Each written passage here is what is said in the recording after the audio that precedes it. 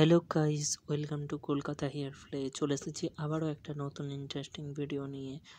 তোমরা দেখতে পাচ্ছ এই যে এটা লং হেয়ার। তো লং হেয়ারটা দেখতে পাচ্ছ যে কতটা ঘন, ঠিক আছে, এবং অনেক গ্লেসি।